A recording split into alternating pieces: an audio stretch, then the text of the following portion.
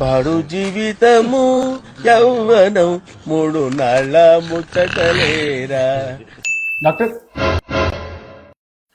ఏం doctor? Doctor వద్దు doctor please. ఏం చేయమంటావు కిషోర్? నీలాంటి వాళ్ళకి చెప్పి చెప్పి విసుగొచ్చింది. మానేమన్నా మీరు మారేరు. యాక్టివ్ స్మోకింగ్, ప్యాసివ్ స్మోకింగ్ ఇవన్నీ కలిపి నీలాంటి వాళ్ళందరినీ తీసుకెళ్ళిపోద్ది. ఏదో ఒక రోజు మా డాక్టర్స్ తప్ప ఇంకెవరు మిగలరు. అందుకని మేము కూడా మొదలెట్టమే బెటర్ అనిపిస్తుంది. సరే, నీకోసం క్లియర్గా ఎక్స్ప్లెయిన్ చేస్తాను విను. ఈ పైన పార్ట్ ఉంది కదా, ఇది నీ లంగ్స్.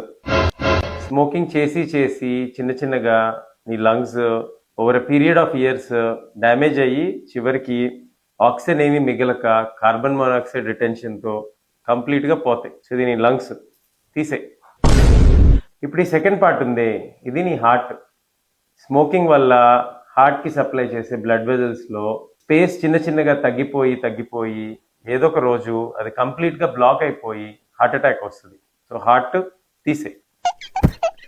ఇంక ఈ చివరి భాగం ఉంది కదా, ఇది నీ కాళ్ళు, చేతులు, మిగతావన్నీ.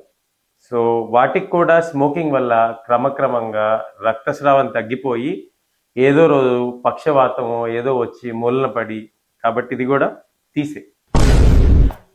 చివరికి మిగిలింది ఈ బట్ట ఒక్కటే. అది సిగరెట్లో మిగిలింది కానీ నీకైతే ఇది కూడా మిగలదు. కాబట్టి సాయిరామ్ సాయిరామ్ సాయిరామ్.